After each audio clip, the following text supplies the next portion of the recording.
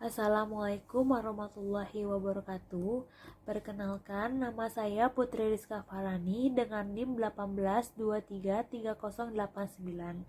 Baiklah, pada kesempatan kali ini saya akan mempresentasikan mengenai analisis pengaruh penerapan sistem administrasi modern terhadap tingkat kepatuhan wajib Kota Padang.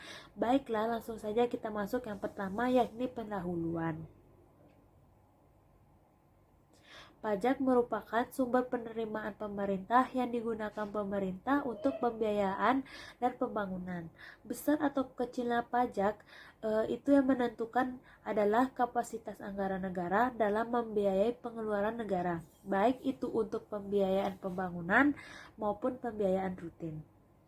Reformasi pajak di Indonesia merupakan salah satu program pemerintah untuk meningkatkan kinerja Direktorat Jenderal Pajak. Kebijakan reformasi sangat erat kaitannya dengan administrasi, dan tujuan dari administrasi sendiri menurut KUSDI atau 2009 adalah mengelola berbagai upaya perubahan di dalam organisasi sesuai dengan kondisi dan karakteristik perubahan yang harus dilakukan. Tetapi pada saat ini keluhan masyarakat yang sering muncul adalah mengenai birokrasi dalam penyelesaian urusan perpajakan mereka. Salah satunya di Kota Padang. Jumlah wajib pajak di Sumatera Barat yang sudah melapor SPT tahunan baru menurut DJP Kota Padang menyentuh angka 34%. Dari 720.000 wajib pajak orang pribadi dan badan. Dalam melaporkan SPT tahunan, masyarakat Kota Padang diberikan sejumlah kemudahan, yakni bisa dilakukan secara online, dan SPT juga bisa dilaporkan melalui fasilitas dari DJP, yakni e-filing, e-form, dan e-SPT. Langsung kita masuk ke materi selanjutnya, yaitu tinjauan pustaka.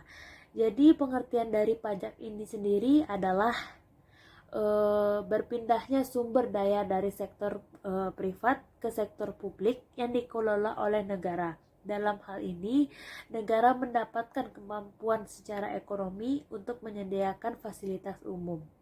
Lalu, pengertian pajak secara umum atau secara menyeluruh, yakni pajak harus digunakan pemerintah untuk jalannya negara dan tersedianya fasilitas publik.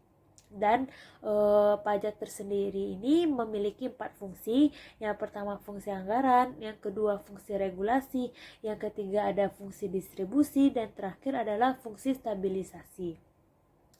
Selanjutnya, setiap jenis pajak tentu memiliki objek pajak dan subjek pajak. Secara sederhana, objek pajak merupakan sumber pendapatan yang dikenakan pajak, sedangkan subjek pajak adalah merupakan perorangan atau badan yang ditetapkan menjadi subjek pajak. Lalu yang ketiga ada pendekatan penelitian. Jadi pada bentuk penelitian tugas akhir ini berbentuk penelitian deskriptif, di mana adalah salah satu jenis penelitian yang tujuannya untuk menyajikan gambaran lengkap mengenai setting sosial atau yang dimasukkan untuk eksplorasi dan klarifikasi mengenai suatu fenomena atau kenyataan sosial, dengan jalan mendeskripsikan sejumlah variabel yang berkenaan dengan masalah dan unit yang diteliti antara fenomena yang diuji.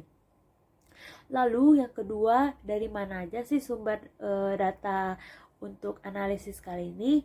Jadi sumber data dari analisis ini terbagi menjadi dua, yaitu data primer dan data sekunder. Data primer tersendiri adalah data yang diperoleh oleh penulis secara langsung melalui wawancara kepada para pegawai dan staf. Yang kedua yakni data sekunder. Data sekunder yakni data penulis yang diperoleh dalam bentuk laporan, catatan-catatan, buku-buku, dan dokumen-dokumen yang terkait dengan masalah penelitian.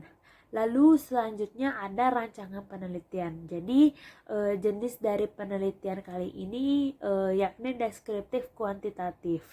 Dan tahapan prosedur penelitian ini terbagi menjadi beberapa, yakni yang pertama menetapkan judul yang diteliti, yang kedua merumuskan masalah, yang ketiga mengumpulkan data, yang keempat mengelola dan menganalisis data, yang kelima melakukan penyusunan laporan, yang keenam ada melakukan menetapkan hasil dari penelitian termasuk proses penelitian, diskusi, serta interpretasi data. Dan objek dari penelitian ini yakni kantor pelayanan pajak Kota Padang.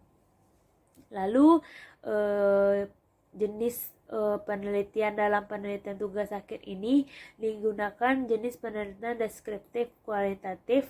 Analisis deskriptif ini digunakan untuk menjawab semua permasalahan yang ada di rumusan masalah. Dan lokasi dan waktu untuk penelitian ini adalah di kantor pelayanan pajak Jalan Bagindo Aziz Chan nomor 20 RW 5 Sawahan Kecamatan Padang Timur Kota Padang Sumatera Barat Indonesia. Baiklah, selanjutnya ada pembahasan. Jadi di sini ada struktur-struktur dari kantor pelayanan pajak. Jadi kantor pelayanan pajak itu yang pertama itu ada kepala kantor KPP Pratama, dan dibawahi ada dua, yakni sebagai umum dan kepatuhan internal, yang kedua fungsional. Jadi mereka terbagi lagi menjadi seksi penagihan, seksi pemeriksaan, seksi pelayanan, dan seksi pengolahan data dan informasi. Selanjutnya di bawahnya ada seksi Waskon 1, seksi Waskon 2, seksi Waskon 3, seksi Waskon 4, dan terakhir seksi ekstensifikasi dan penyuluhan.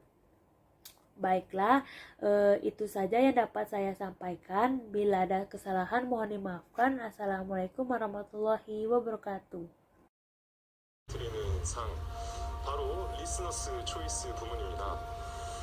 올 한 해 동안 발표된 노래들 중에 음원 순위 및 음반 판매